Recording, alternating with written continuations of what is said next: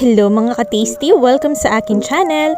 And for today's video ay gagawa tayo ng cheesy buttercorn. Parang social, diba? Pero sigurado ako marami ang nakakamiss sa inyo nito. Para naman sa complete list of ingredients, please check description box.